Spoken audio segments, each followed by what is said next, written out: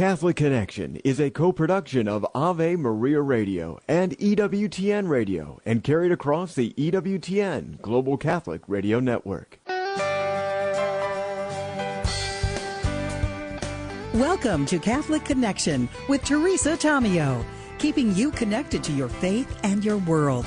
Teresa tackles the issues of faith and culture, the pro-life message, and media awareness. And now, here's Teresa Tomeo.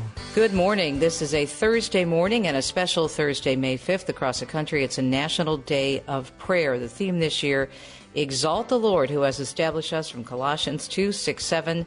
And boy, I'll tell you what, do we need a National Day of Prayer? Well, how about every day should be a National Day of Prayer, an International Day of Prayer, especially with what we're experiencing right now in the U.S. But we're going to get through this, and we're going to continue to stand up for life. And I think the two interviews we have for you this morning will help you do just that. We're going to be chatting with Father Jeffrey Kirby, who has a beautiful book, Sanctify Them in Truth, How the Church's Social Doctrine Addresses the Issues of Our Time. It's a brand new book from Father, and he is so solid in terms of helping us understand the church teachings more deeply and apply them to everyday life and the issues, as the subtitle of the book says, the issues of our time. And boy, again, how timely, no pun intended, well, I guess pun intended, is this book. And then wrapping up with Dale Ahlquist, The Story of the Family, G.K. Chesterton on the only state that creates and loves its own citizens. So these two books actually run very, I think, much together in terms of a theme of promoting family and life. And just a reminder, today is the National Day of Prayer. You can go on the National Day of Prayer website to find a place to pray with folks, maybe at a school or maybe around a flagpole or at your office. There are all kinds of activities going on at different locations, especially in front of different buildings and different establishments, or having events at churches. So it's a great time to check it out and come together as a nation in prayer. Exalt the Lord who has established us, Colossians 2:6-7. All right, the weather today, severe thunderstorms expected from eastern Texas to the mid-Mississippi Valley. Storms capable of producing tornadoes, large hail, and damaging winds. Heavy rainfall may also lead to flash flooding. On Friday, storms will shift over the lower Mississippi onto the Tennessee valleys, and Saturday into Monday from the Central Plains into the Midwest. Right now, a lot of news to get through, as you can imagine. Let's do that on a Thursday morning on the National Day of Prayer, May 5th. The Supreme Court's previous abortion rulings were egregiously wrong from the start and on a collision course with the Constitution. Those are just a few of the statements of the 98-page preliminary draft of a U.S. Supreme Court decision that could return abortion law to the U.S. states and their voters. As Catholic News Agency reports, a draft in Dobbs versus Jackson Women's Health Organization was leaked on Monday evening. The Supreme Court stressing the document does not represent a decision by the court or the final position of any member on the issues in the case, but the draft showing some insight into the thought of the author, Justice Samuel Alito, on how the court might overturn the pro-abortion decisions, Roe v. Wade and Planned Parenthood versus Casey. An Oklahoma abortion bill modeled after a strong pro-life measure in Texas, now law after Governor Stitt signed the Oklahoma heartbeat into law on Tuesday, the law banning almost all abortions after around 6 weeks. The move coming one day after the leak of a Supreme Court draft decision that showed justices are ready to strike down the Roe v. Wade abortion decision. And Florida is expecting to have its newly signed abortion law challenged with the Supreme Court, likely to overturn Roe v. Wade. Lieutenant Governor Jeanette Nunez says they'll do whatever it takes to ensure the new law stays on the books. We are very much staunchly pro-life, the governor and I. We are always going to fight on behalf of the unborn. We're always going to fight on behalf of the vulnerable. That law banning abortion after 15 weeks without exceptions for rape, incest, or human trafficking. Meanwhile, the ACLU is expected to file suit before it takes effect on July 1st. Pope Francis saying yesterday that having faith is not something only for older people, but an essential element of life. As Devin Watkins with Vatican News reports, speaking in St. Peter's Square, the Pope saying that having faith is instead something to be proud of because it has changed our lives and purified our minds and taught us to worship God is important, and we need to also love our neighbor. At the weekly general audience, Pope Francis focused his catechesis on the biblical figure of Eleazar, as recounted in the second book of Maccabees. The 90-year-old man, extremely old at a time when life expectancy averaged around 40, was ordered by King Antiochus Epiphanes to eat pork, which was forbidden by Jewish law. The king's subjects offered to let Eleazar eat another meat and pretend it was pork, thus allowing him to save his life through what they called an unimportant gesture. Eleazar, however, refused to even consider breaking God's law and give scandal to the young people looking on. He was therefore killed for disobeying the king. Pope Francis held up the honorable witness of Eleazar and spoke about the relationship between the faithfulness of old age and the honor of faith. L'onore della fede si trova periodicamente sotto la pressione. The honor of faith occasionally finds itself under pressure, sometimes violent, he said, from the dominant culture which seeks to weaken it by treating it as an old superstition or an out-of-date practice. The Pope noted that Eleazar offered a powerful witness of faith in his explanation of why he refused to eat meat sacrificed to idols. Disonorare la fede nella vecchiaia. Dishonoring the faith in old age, he said, just to gain a handful of days is incomparable with the heritage which we must leave to the young, to entire generations yet to come. Pope Francis went on to consider an ancient heresy that still offers a seductive invitation to young people today. Gnosticism, he said, considers faith only a spirituality or a force of mind to hold on to, but one which has no real connection with daily life. This mindset is extremely seductive, he said, because it misinterprets the indisputable truth that faith cannot be reduced to a set of dietary rules or social practices. Republicans are lashing out against the federal government's newly created disinformation board. Senator Ted Cruz of Texas fearing it will be used to attack Joe Biden's opponents. It shows every sign of potentially becoming an Orwellian tool to target Americans whom Democrats consider to be their political opponents. Cruz also saying he fears it will be an Orwellian tool to target those who oppose the president's party. A manhunt is underway for an escaped inmate and an Alabama corrections officer who have been missing since Friday. Austin Williams is a son of Connie Ridgway, who was allegedly killed by Casey White in 2015. Well, he has a very violent history. I don't know him personally, but I know just 2 months after he murdered my mother, he shot his girlfriend and went on a crime spree, and he tried to escape during his arraignment in 2020. So he has a history of being very violent and not easy to keep in prison. Authorities now believe there was a romantic relationship between murder suspect Casey White and the corrections officer. Casey White was being held at the Lauderdale County Jail on murder charges, and now a warrant's been issued for the arrest of Vicky White on charges of facilitating escape in the first degree. They're believed to be armed, and authorities warn that Casey White is an extremely dangerous person who should not be approached. Liz Warner tells us crime in New York City continuing to surge despite better numbers last month and a continued push from the New York Police Department to target shootings. While actual gun violence was down by 30% in April, NYPD reports the number of shootings is still double what it was before the pandemic. According to April data, major crimes were up more than 34% in the city, and that's due to an uptick in felony assaults, robberies, burglaries, and thefts. Robberies were up over 40%, assaults up 20%, and burglaries climbed 39% from April of 2021. On the upside, murders were down 38%, with NYPD reporting 31 of them last month, versus 50 in April of last year. The TSA will no longer accept a regular driver's license for domestic traveling starting next May. TSA's Lisa Farbstein says a real ID is considered a more accurate way to verify someone's identity and enhance security at airports and federal facilities. The idea is that you are who you say you are. People who do not have a real ID to travel within the U.S. or internationally will need to bring other forms of identification, such as a passport. Most states are putting a star to indicate someone has a real ID, while enhanced ID will have an American flag. The Federal Reserve poised to raise interest rates yet again as it wraps up 2 days of meetings. Bankrate's Greg McBride saying this marks the first time in 22 years the Fed is raising rates more than a quarter point. The Fed is expected to hike rates by 0.5 percentage point. This is also the first time in 16 years they would have hiked rates at consecutive meetings. He says the Fed will also release details on how it will let a $9 trillion bond portfolio run down by pulling liquidity out of the economy pumped in during the early stages of the pandemic. This is all in an effort to bring inflation down, which stands at 8.5%. That's a 40-year high. And we're smack dab in the middle of Hurricane Preparedness Week, the time when FEMA Administrator Deanne Criswell says folks should be getting ready for the upcoming storm season. You need to understand what your risk is, and if you have not been in that situation before, there are a lot of resources out there. You can go to ready.gov, and there's a lot of information about the things that you can do to build that plan to protect your family. And that includes finding out if you live in a hurricane evacuation zone and reviewing or updating insurance policies. Hurricane Preparedness Week wrapping up Saturday. The Atlantic hurricane season kicks off June 1st. And finally, in our news today, on Thursday, May 5th, a major recall is underway, as Mark Woolsey tells us, for ready-to-eat salad sold in multiple states. Safeway Fresh Foods is recalling its chicken Caesar salad products due to misbranding and undeclared allergens. The U.S. Department of Food Safety and Inspection Service says the products contained anchovies and egg and wheat allergens, which were not detailed on the product label. More than 700 pounds of the salad was produced on April 19th.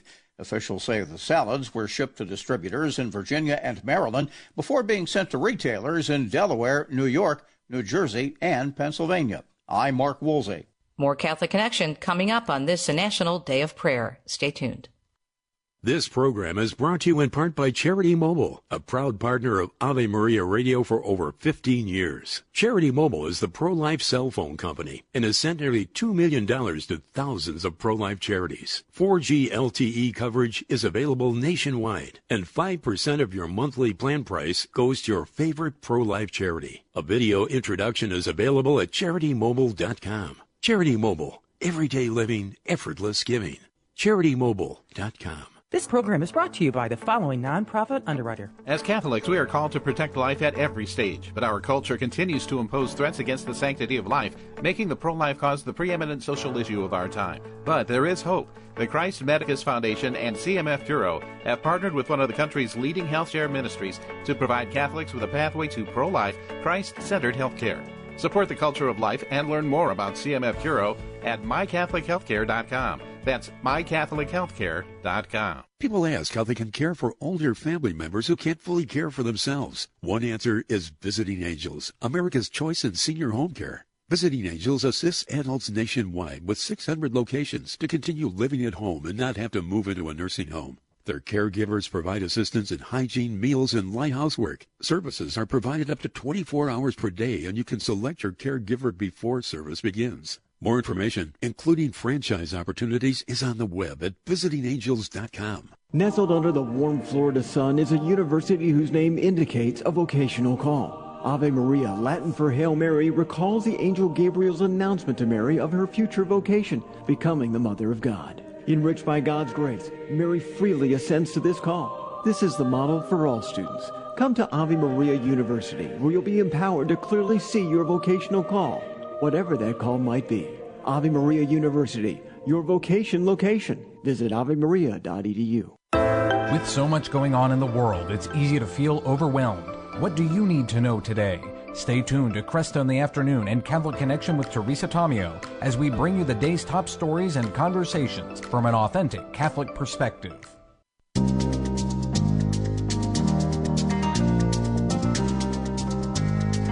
Catholic Connection, thanks for tuning in. Always great to catch up with a wonderful priest, speaker, and author. Father Kirby is with us, and we've got something on his latest book which is so important. I'm telling you right now, this is a question that always comes up in terms of, well, what issues are most important. That's why I'm so grateful for Father Jeff's latest book from our friends at TAN, and I was just telling him during the break that I've been having this a civil but interesting discussion with someone on Facebook about these key issues.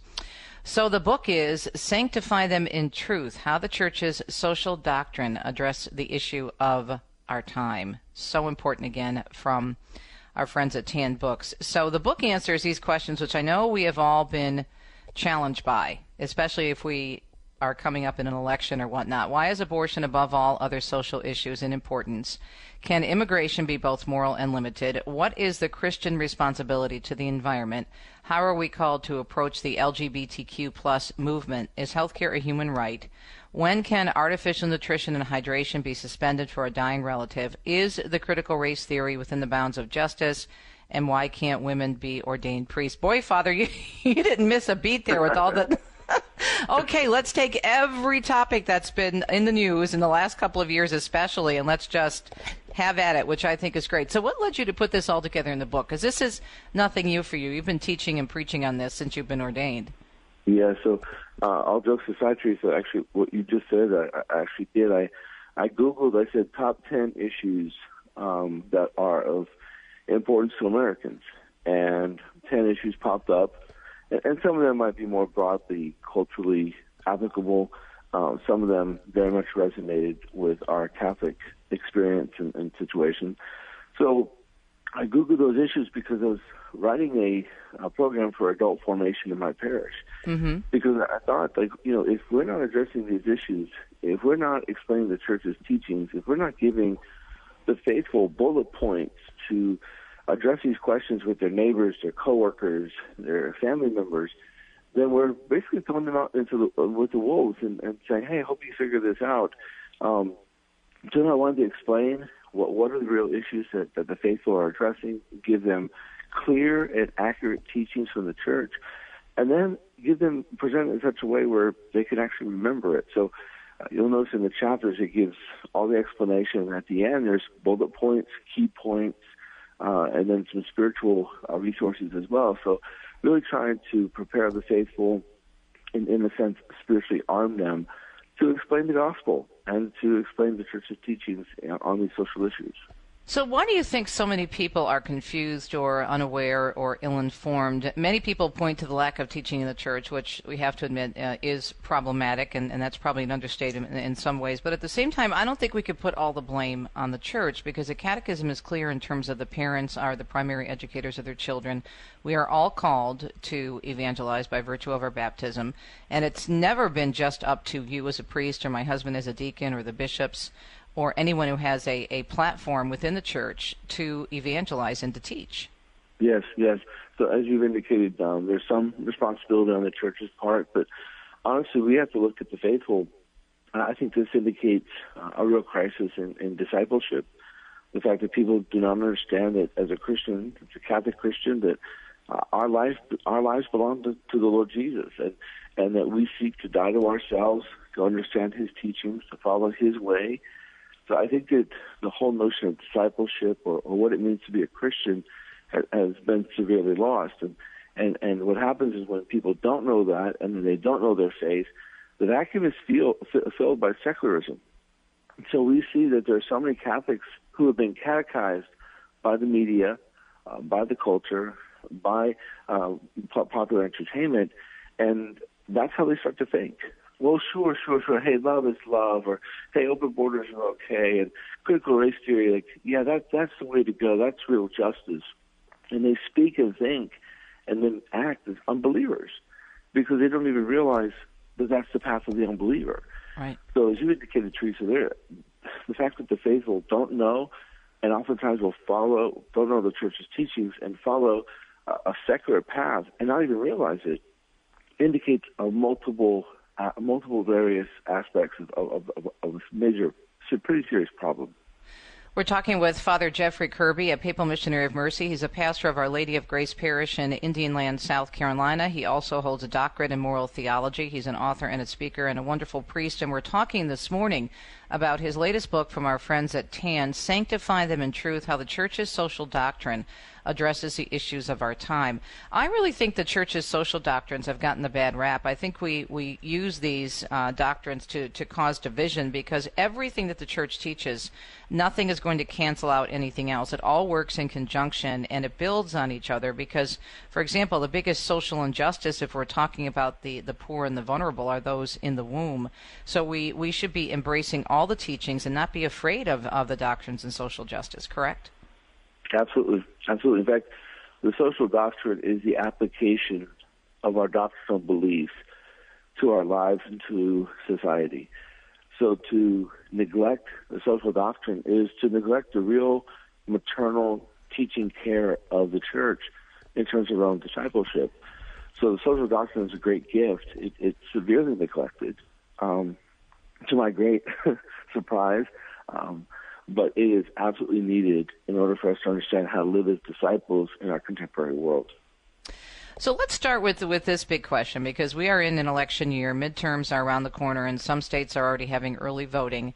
Why is abortion? I'm going to just ask the question that's in your book. Why is abortion above all other social issues in importance? Yes, abortion is preeminent. That's the language of the church.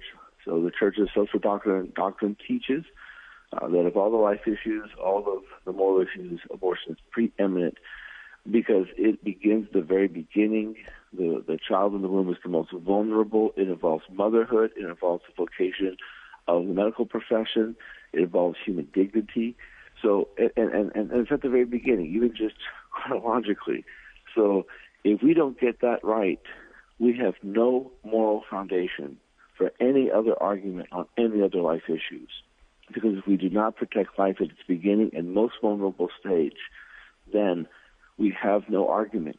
We knock out the whole foundation for any other social or life issue.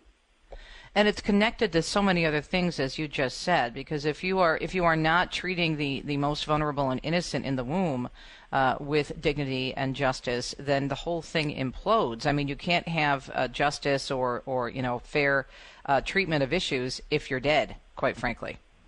Exactly. And the church calls us with maximum determination, to quote, maximum determination to defend life in the womb. So this is the first one. And I'll tell you, Teresa, sometimes I want to do backflips as a moral theologian when I hear some bishops or theologians try to equalize all the life issues. That is not how we approach our moral issues. That is not how social doctrine works. These men and women, bishops, theologians, male, female, they know that. They're well-trained, and they rely on the lack of knowledge of the faithful to present this misunderstanding of equality among all the life issues. There is a hierarchy. There are issues that are preeminent, such as abortion, and then right after that is euthanasia. And then later we're going to talk about prudential issues. Prudential issues mean that there can be differences of opinion, different approach. But these preeminent issues are absolute. It means they're always wrong. No circumstance, no intention could ever justify them. And I think it's very important that we understand that so that we can begin to clear some of the fog that sometimes surrounds these issues. Because going back to your previous question, Teresa, why are the faithful also confused? Because even when the church speaks or representatives of the church are speaking, there is not a clear message. I'm shocked at the liberal views, false views by theologians that go uncorrected, and they stand. And people, the faithful, begin to believe, that I can believe that because this priest says it or this theologian says it. But the thing is, they don't look further. And a lot of people accept, various statements. And I'm not dismissing these generic and very weak statements that sometimes come out and kind of lump everything together. But we will take the time as people to look something up if we're interested in a story. We'll spend hours on Facebook. We'll look for a house if we're shopping for a new home. If we're looking for the perfect vacation, we'll spend hours on different TripAdvisor and all these different websites. And yet, we don't do much when it comes to voting or understanding our teaching. We just accept what's thrown at us by a particular leader or a particular statement and start to parrot those. We don't really apply ourselves to the things that are most important. And I'm using that pronoun we for a lot of people. I was in that camp for a long time, so I get it. I was so absorbed in my worldly life, and my faith wasn't the most important thing to me. But I think we're lazy a lot of the times. Yes, and I would say it's definitely, now that we have the Catechism of the Catholic Church, I tell people, look, if you have two different views from two different leaders in the church, go to the Catechism. Go to the Catechism, right, yeah. It's right there. There's a definitive, clear teaching of the church. That's why in my book, Sanctify Them in Truth, I constantly am quoting the Catechism, giving people the direct reference, exactly where I am teaching from. Because sometimes when I'm addressing these issues, people can be shocked. Like, I didn't know the church taught that. I didn't know we believed that as Catholics. So in my book, I put the quotes right there. So people know very clearly this is not my opinion. This is what the church is teaching. Amen. The book is Sanctify Them in Truth, How the Church's Social Doctrine Addresses the Issues of Our Time. And what I love about the church is that the church is timeless. And your subtitle of the book, Social Doctrine Addresses the Issue of Our Time, we can learn more about a particular truth or a particular teaching, but what I love about the church and her teachings is that they are proven correct more and more. As we see things getting crazier, we can look to the church teaching and say, okay, it's as if God is up there saying, don't tell me I told you so, but I told you so, because it's there, and we could see the fallout from all of this, Father. Yes, absolutely. And I will say that it's important that we understand that our doctrinal beliefs are timeless, they're immutable, they cannot change. But social doctrine can develop. I think it's important that we understand that because social doctrine is the application of our doctrinal beliefs into society. So as society changes or issues are developing, social doctrine develops. So, for example, oftentimes people throw in our face the development of the church's teachings on slavery or usury or democratic government or most recently capital punishment. And social doctrine develops because it's relying on the doctrinal beliefs that can never change in order then to interpret how those apply to the social order to society. Exactly. Development. Let's look at this some more, Father, after the break. We're talking with Father Jeff Kirby, author, speaker, and pastor. His latest book from TAN is Sanctify Them in Truth, How the Church's Social Doctrine Addresses the Issues of Our Time. We'll put a link to this book, of course, on the Ave Maria Radio Catholic Connection archive section. Get a copy of this. This is really important to be able to explain the faith to yourself and to others. We'll be right back.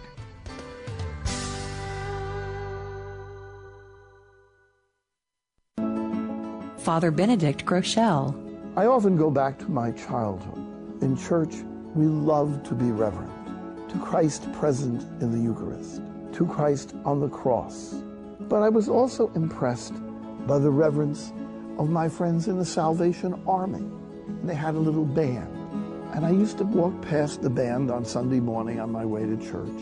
And I was just a child, but I said, you know, they're trying to pray to God. They're showing reverence to God.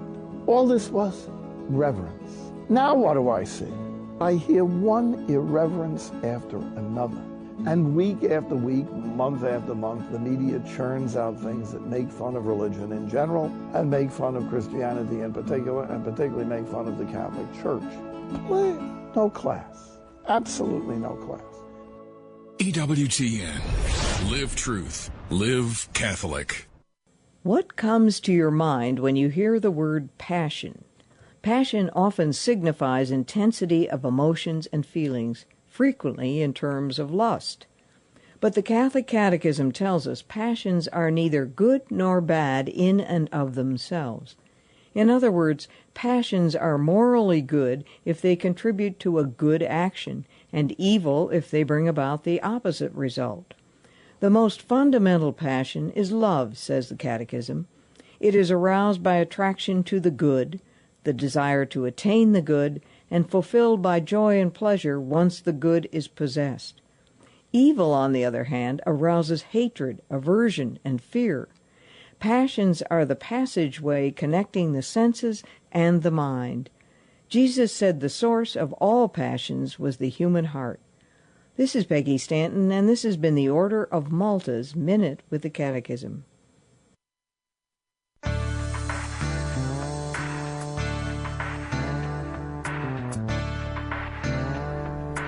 We are in an election year, big midterms coming up, and if we want to turn the tide, elections matter. But in addition to elections having a big importance in our lives and in the function of society, so is the way we live our lives. And we have a saying at Ave Maria Radio, build the church, bless the nation. What are we doing to make sure that we know the truth of the Catholic faith and are living that out in our own domestic church or making a difference in our parish and our own communities? That's where it starts. We pray for our bishops and our priests, and we encourage them to speak the truth in love, but we can't control what they say or do. It's not to minimize, as Father Kirby and I have been talking about, the fact that there's been a lack of a really good teaching over the, I would say probably the past 50, 60 years, which is the reason Mother Angelica founded EWTN, because she was so concerned about the state of the church in this country and in the world. But we also have our own responsibility to really investigate and embrace our Catholic faith. Again, the book is Sanctify Them in Truth, How the Church's Social Doctrine Addresses the Issue of Our Time, the Issues of Our Time, and the author is our guest, Father Jeffrey Kirby. Father, one question that people ask is, how do they respond? I actually just did an interview the other day on a local Catholic radio station in the Midwest, and they asked me this question. And I love this question because it's so easy to debunk. When people say, oh, well, how do you respond when people say politics shouldn't be in the church or the church shouldn't be in politics? I want to hear how you respond, and I'll tell you how I respond as well, because it ties directly into your book. Yes. I think when people say that, oftentimes they don't realize that the real problem is not that the church is getting involved in politics, but oftentimes politics is the movement that's getting involved in the church. But in terms of when the church does address issues, we emphasize this constantly. We are addressing moral issues. Right. Now, those have political consequences, so be it. But the church is involved in humanity, the development of humanity, the salvation of humanity. So anything that involves the human family, that can involve how we treat one another. That could involve whether or not we are saved by sins of commission or omission. Mother Church has the right to speak. And when she speaks, she's always addressing them as moral issues. Now, that moral clarity helps to address a political situation of that moral issue, then great. But Mother Church always speaks in terms of the moral aspect. And we forget that all the political issues are moral issues first. Exactly. And we have to get those right, and then we have the clarity for our political leadership. I think it's always good to ask questions of people respectfully. For example, it says, well, I just don't believe that the church should be involved in politics, or we should talk about politics when it comes to our faith. And so then I'll ask them, okay, so what do you think about the Pope being so strong, for example, about the war in Ukraine? What do you think about his strong teaching regarding migration and caring for the poorest of the poor? And the fact that the Pope has said very strongly that abortion is like hiring a hitman to solve a problem. What about, again, the Pope talking about his concerns over health care and COVID? So should the Pope, the leader of the Catholic Church, not weigh in? Because those issues are all extremely political, Father. Yes, absolutely. Yep. And I would say the Pope has both the opportunity and the duty to speak on these issues. And oftentimes when we address the popular issues and the church's teachings might happen to go along with, the more liberal bent in our society, then something I think is wonderful. I mean, read the old articles from the New York Times when the Catholic school system desegregated. One of the first school systems to desegregate in our country. People were praising the Catholic Church. Wonderful. Look at this moral leadership. Look at this. Look at the Catholics. Look at the U.S. bishops and so on. But then when it's not an issue that they are favorable towards, our views are not favorable, when we are at odds with the more liberal bent, and suddenly it's keep your religion to yourself, why are you imposing your religion on us, and so on. So ultimately we see that there's a lot of, political, not only views, but political maneuvers when the church speaks. But any issue that affects the human family and is a moral issue, the church has both the right and the duty to speak. And those issues, as you said, seem to only come up with politics when it's those issues that pertain to human sexuality and abortion. All right, speaking of which, let's talk a little bit about this whole issue that is so out of control. We're seeing it everywhere, Father. And, of course, not too long ago, the Biden administration has a Transgender Visibility Day and puts out this document that is calling for everything under the sun, including approving of surgeries, basically mutilation surgeries for children, adolescents we're talking about, and calling this really good gender care, gender health care. Let's talk about this in terms of how we are to treat all people with love, but address who we are, made in the image and likeness of God. How do we approach this? It's such a sensitive topic. Yes, and in my book, it's one of the larger chapters. As you've indicated, Teresa, this is one of those pressing issues that really disillusions people, confuses people, people of faith and goodwill. They don't know how to respond.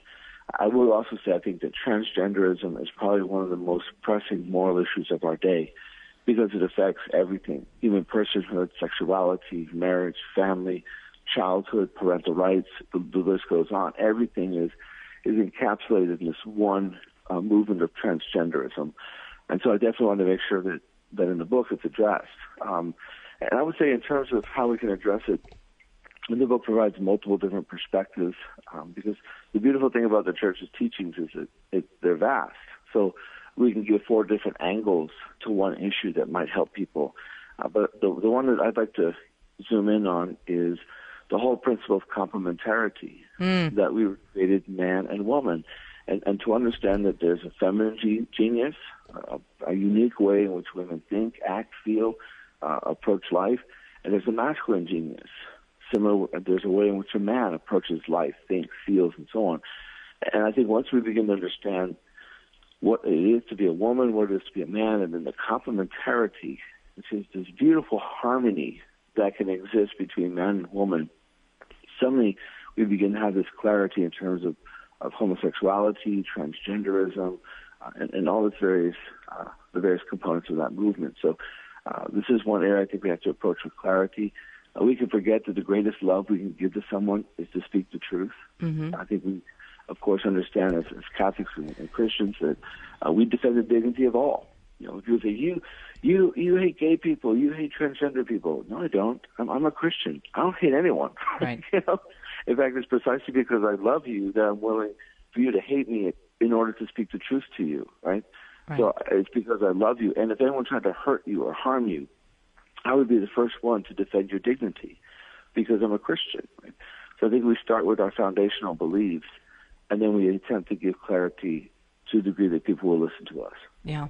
I'm so glad you have a big chapter on this in the book, Father, because we have to help people understand how we reach out to people in love. But if you really love someone, as you just said, you're going to give them the truth and you care about them. And the other thing in terms of our Christian faith, and in particular our Catholic Christian faith, this is really nothing new in terms of this is another form of Gnosticism, and it's also attack against the incarnation because the body is important.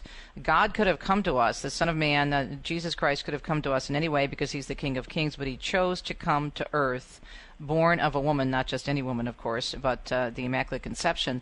But this really is an attack on who we are, made in the image and likeness of God, and it's never going to work well for us because God's plan is always the best plan. Father, thank you so much. Beautiful book, and really appreciate your wonderful teaching. Father Jeffrey Kirby, a papal missionary of mercy and the pastor of Our Lady of Grace in South Carolina, noted author and speaker. His latest book, as we've been mentioning, Sanctify Them in Truth, How the Church's Social Doctrine Addresses the Issue of Our Time. Also, check out his beautiful website at frkirby.com. We'll be right back.